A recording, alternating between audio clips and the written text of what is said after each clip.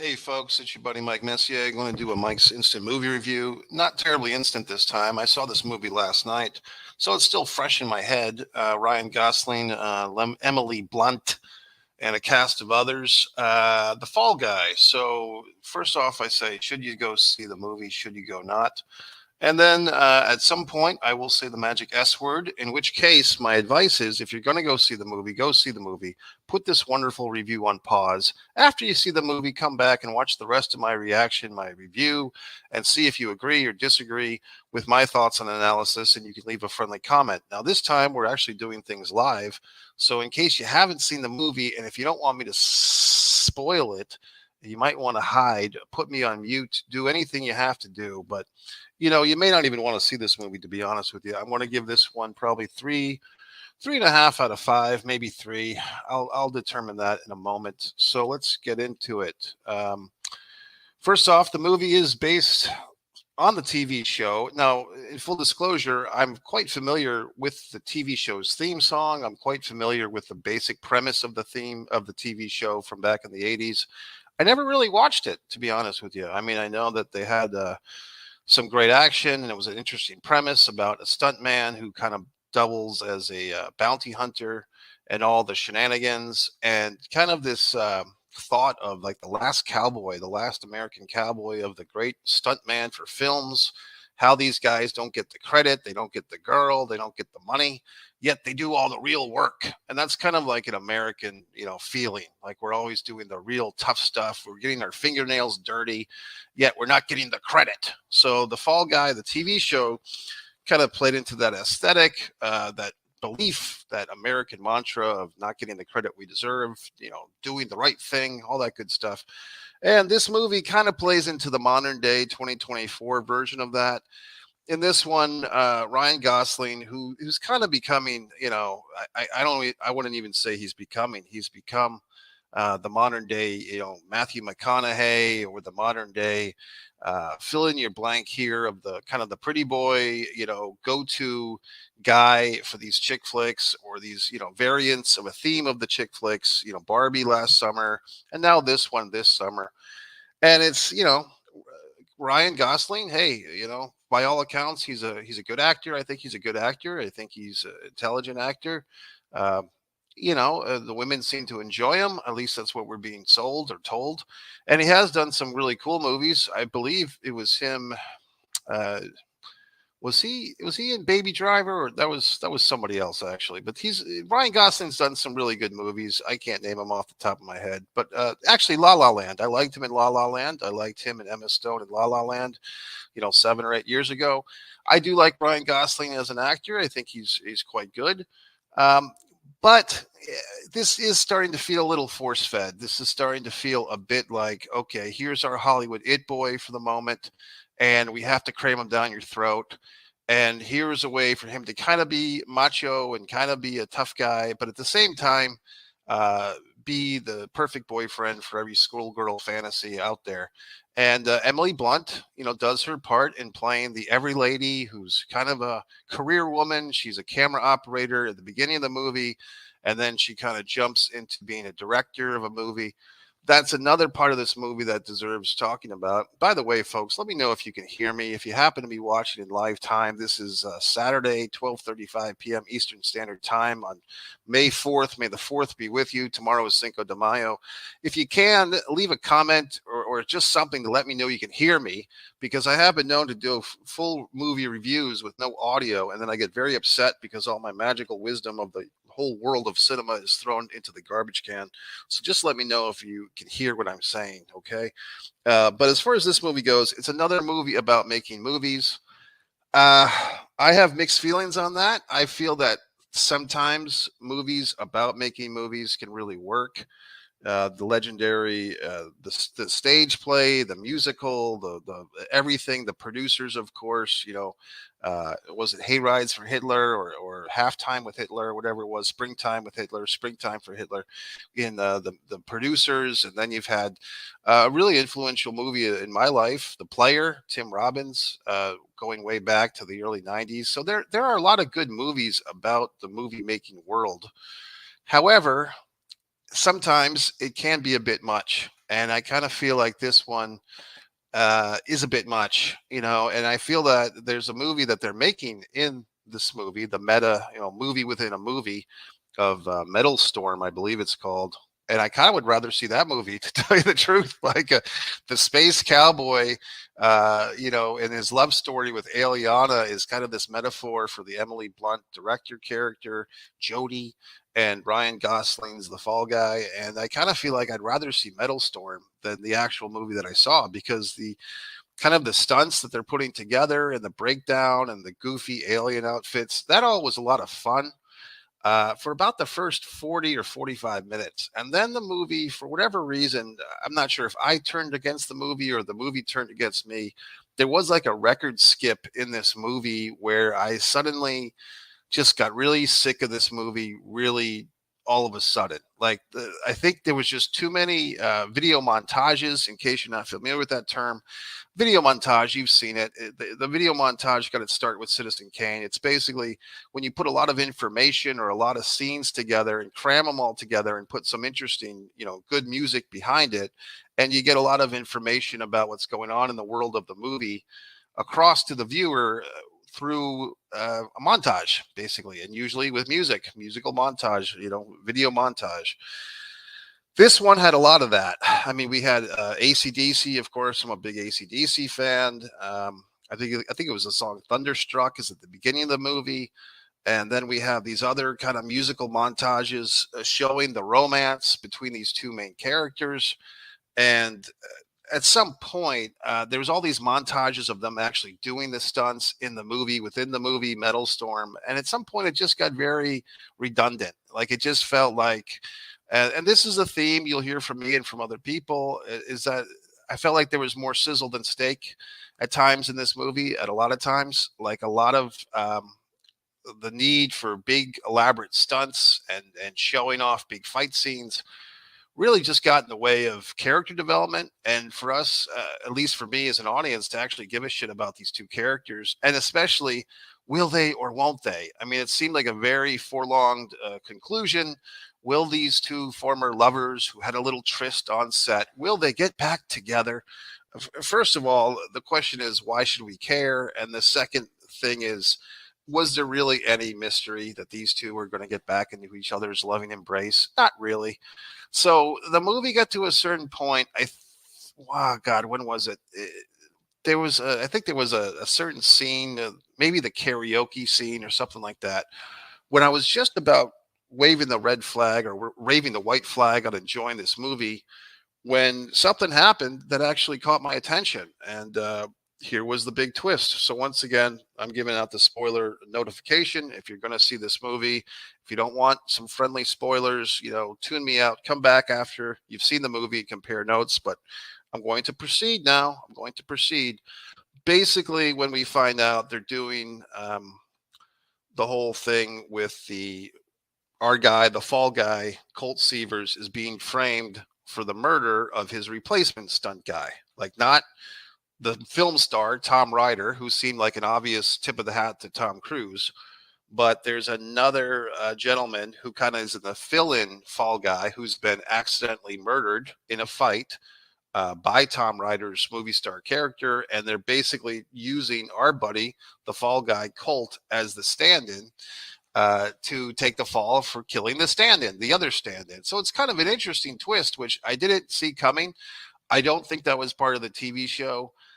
They did make a reference to another, The Fugitive, the famous TV show turned movie with Harrison Ford. The TV show I never watched. That was a bit before my time.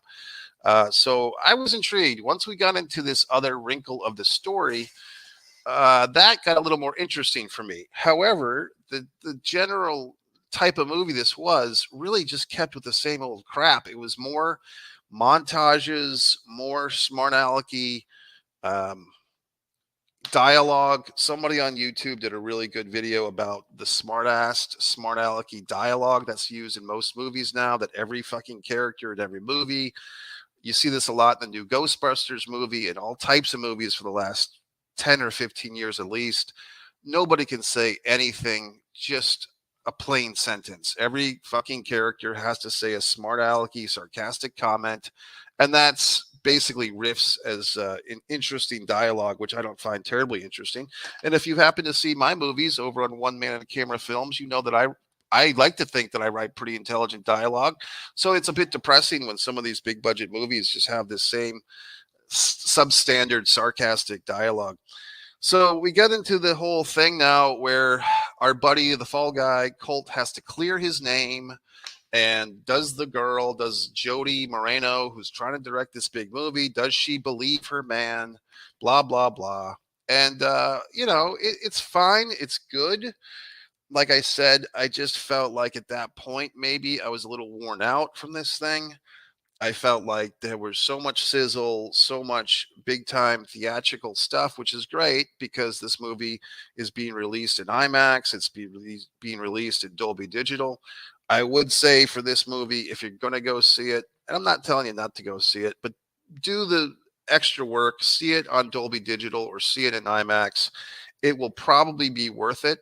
I saw this movie on an RPX screen, Regal RPX, which is fairly good. It's actually very good by most standards, but it's still not quite as good as IMAX or Dolby Digital. So I saw this movie at a convenient time for me, and I did make sure to see it in the best possible auditorium in the theater that I was at, the RPX screen, but it wasn't quite the best screen in town. So if you're going to go see this one, see it in IMAX or see it in Dolby Digital.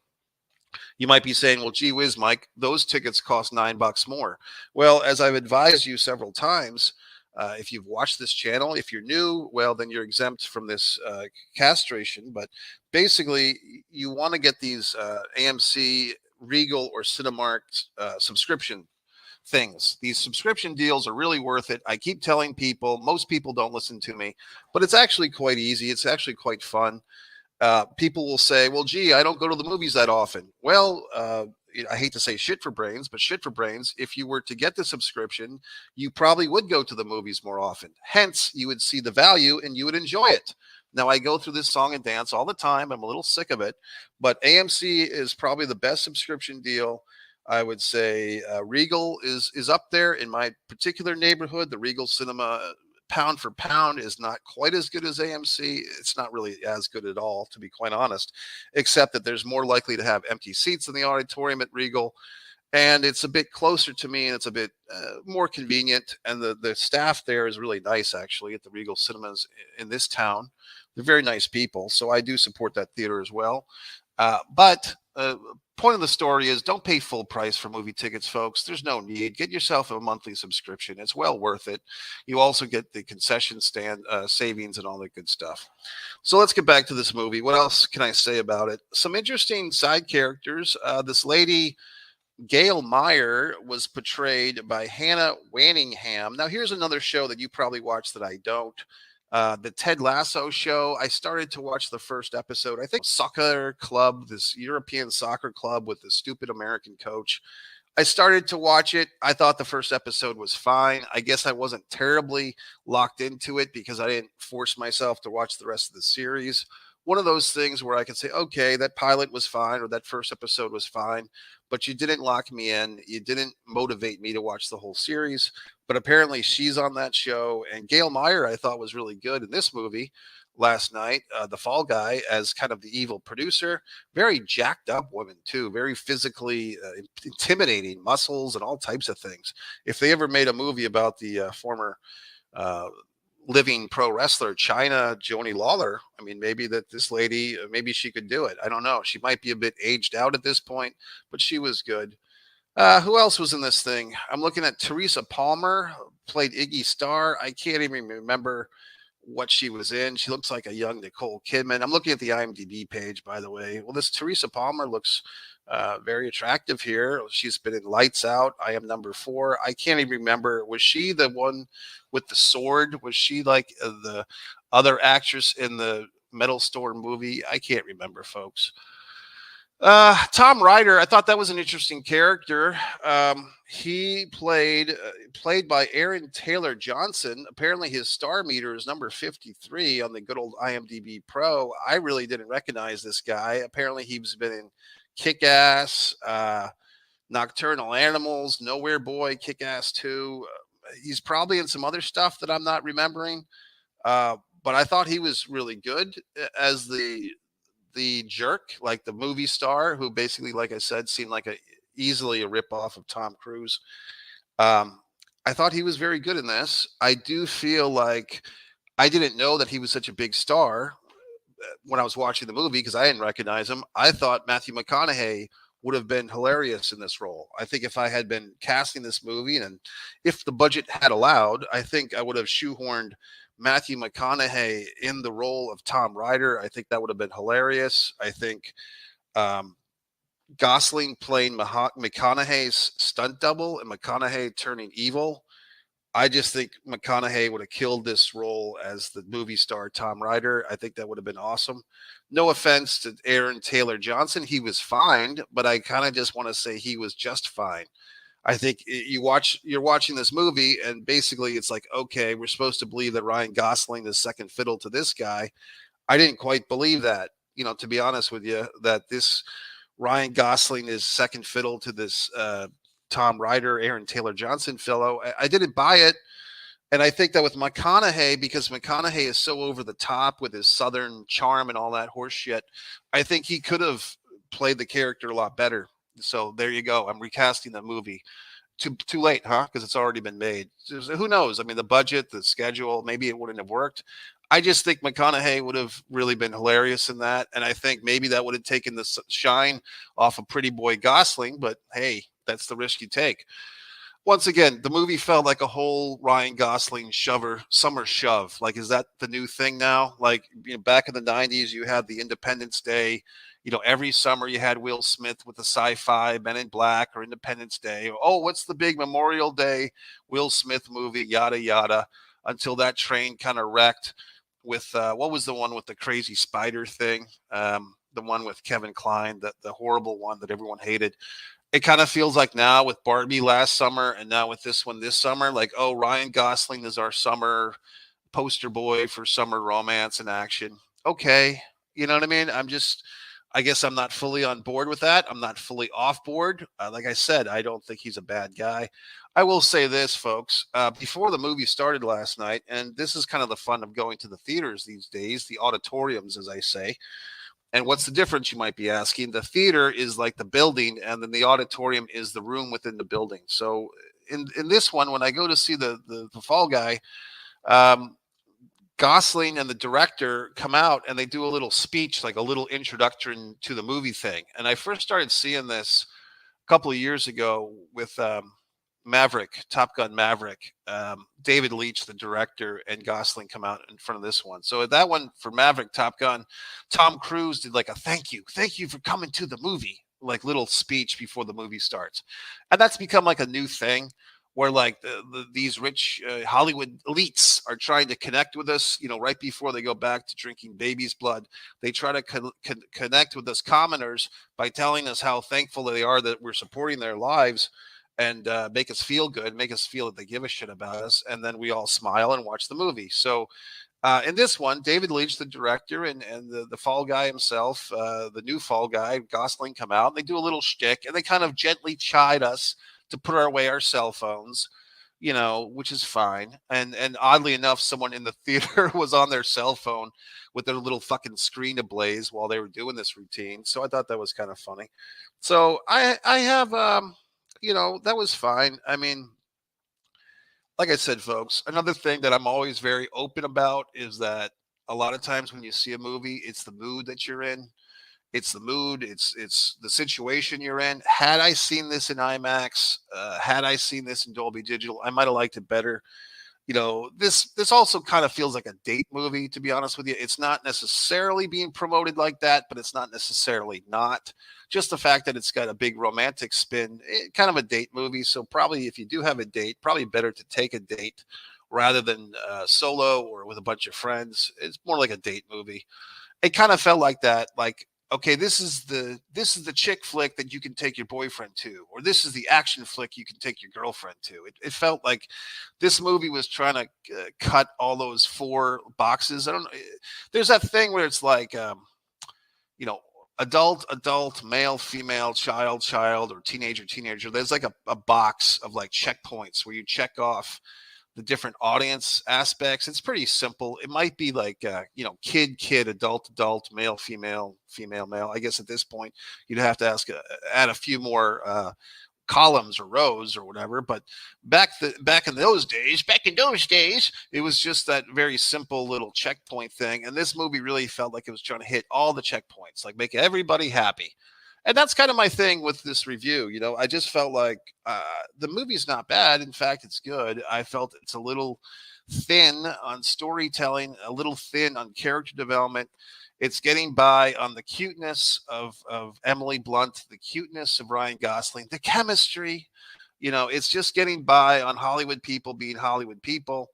Is there really a fucking story here that's unique? No, not particularly. In fact, one of the annoying things in this movie that some people like, I didn't particularly like it, was an incessant amount of references and callbacks and punchlines and jokes referencing other films. I mean, just throughout this movie, the guy that plays the stunt coordinator in the movie within the movie and Gosling's character have this thing where they're always quoting from other movies. They're quoting from the Fast and the Furious. They're quoting from this one. There's a cute dog in this movie that's named Jean-Claude, after Jean-Claude Van Damme, who actually, the interesting story, he was supposed to be the stunt man on the original Predator movie and was fired. So all these things, but it really just felt like this movie was basically a big Hollywood movie sucking off big Hollywood movies. Like, this is just another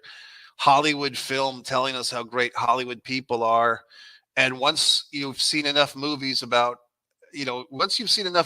actors playing actors, or directors playing directors, or actors playing directors, or enough movies Barton Fink about the process of screenwriting, or like I said, The Player, or Bob Roberts. Well, I guess Bob Roberts was about politics, but The Player with Tim Robbins, all types of movies that we've seen. Hollywood Ending. What was that the one with the other movie with stunt guys, Leonardo DiCaprio and Brad Pitt? That was Hollywood Story, or whatever the fuck it was, a couple of years ago. I think that was the last big. What was that movie called? The Brad Pitt, Leonardo DiCaprio, Once Upon a Time in Hollywood. So that's the last time we've actually cared about stuntmen, which wasn't that long ago, 2019. So it's 5 years ago that we all cared about stuntmen for 5 minutes, and now we're supposed to care about them again. So, I mean, I have a lot of respect for stuntmen. I've actually, a buddy of mine, Nick Principe, played a stuntman for me in a movie once. So I'm thankful to stuntmen. I'm not trying to deny them. They're fucking whatever the fucks. What do you call it? The roses, or the fucking the flavors, or the gifts, or whatever the fuck that we're supposed to give people these days. They're props, as the kids used to say. So I have nothing against stuntmen. It just seems like, Hollywood, once they've run out of, saying how great actors are, and how great the processes are, and how great filmmakers are, and how great screenwriters are, now we have to get into how great the stuntmen are. And hey, where's the next big grip movie? I mean, I want to see a movie about the electrical grips. I want to see a movie about the production assistants, and I want to see a really intense movie about the first AD, for Christ's sakes. To be honest with you, I think that would be a good movie, because the first AD is a thankless job. You might be saying, well, gee whiz, Mike, what is a first AD? First assistant director is usually the bad cop on a movie, usually the person that tells people to get to work when everyone else is wasting time eating food and so forth. So I would say that a first AD movie, I mean, give me whoever the fuck is a first AD. Another thing about this Fall Guy last night, Jason Momoa plays Jason Momoa. Okay, god damn it. Another person that I'm sick of. I never went to see the fucking Aquaman movie. Sorry. Look, Aquaman, I just can't get into it. I remember when the show Entourage was doing a mock of Aquaman, 10 or 20 years ago, and I thought that was funny. And then they actually did make an Aquaman movie. And this King Momoa guy, or Jason Momoa guy, whatever the fuck, I give him credit for marrying Lisa Bonet. I don't give him much credit beyond that. I don't find him terribly interesting. I find him to be another one of these guys that's just getting shoehorned into this, 2024, he's masculine, he's tough, but he's also sensitive, you know, and it just seems like him and Gosling are kind of in that same career trajectory where they're getting under the velvet rope. You know, they can be manly, studly guys, but they're sensitive enough to be acceptable. And I just don't buy it. I just don't. You know, it just seems like they're playing a role, to be honest with you. So, I mean, I don't, I mean, I guess they are because they're in the fucking movies. So, Momoa or whatever the fuck his name is, Mimosa, Lenny Kravitz's substitute, it didn't do much for me. Him, like I said, it's Hollywood sucking itself off. It's basically like, oh, we're so clever and so fabulous and blah blah blah. And that's the trick that a lot of these movies try to play on you, folks. They try to make you feel like you're in on the inside joke, and you're not. You know what I mean? Because they're making the movie and you're spending the money. You're spending the money to go see the movie. Now, of course, I just told you to go buy your movie subscription app, so I might be giving you, you know, conflicting information here, but you can figure it out. You're big people. So anyway, I don't know. I just felt like the movie was fine. I Here's the thing. You ready? I didn't give a shit about the characters. I mean, that's really what it comes down to. Like, yes, I kind of just felt like the whole time I'm watching Emily Blunt and Ryan Gosling in a movie. And Emily Blunt, I think she's great. I enjoy the Jungle Cruise movie quite a bit. Several years ago, 2 or 3 years ago, her and Dwayne Johnson. This one, I never felt like I wasn't watching a movie about a movie being made. I never got lost in it. I always felt the word that I sometimes use is posturing when I feel that the actors or that the movie is posturing, not really acting or not being convincing or not being in the moment. It's a posturing. We're looking like we're trying to look like something. And I felt like Gosling was trying so hard to be charming and so hard to be loving and so hard to be you know, he can't articulate his emotions. Oh, the good looking guy who can't articulate his emotions. Well, Jesus fucking Christ. You know what I mean? I just at some point I just didn't give a shit. And it's too bad because I was looking forward to this movie. I will say this, there was an interesting preview before this movie started. 1985 Maxine with three X's, and the lady, she's like in everything now. This actress is like in all the horror movies all the time now. She's like the big fucking go-to girl for horror films or whatever the fuck. Maxine, Mia Goth. Yeah, so Mia Goth is in this. She's usually a brunette. She looks like they dyed her hair blonde for this thing. She's like a big star now. She was in Pearl. She was in X, Suspiria, which I don't think I saw. Maybe I did. Infinity Pool. Yeah, she's a big time thing now. Mia Goth. So she'll be in this movie. That looks really fun. I mean, so I think there's still good movies out there, folks. The Mummy was playing last night. I didn't get to see that. There's a big Canelo Alvarez fight tonight. There's a big UFC. There's a WWE thing happening just about now. So that's it, folks. Hopefully you got the audio on this. I'm going to wrap this thing up. I didn't get any questions or comments in live time. No offense. So hopefully the audio worked properly and I wasn't just talking for half an hour like a complete fucking asshole.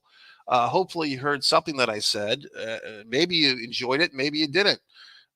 This channel, One Mike Messier, has my Mike's Instant Movie Reviews.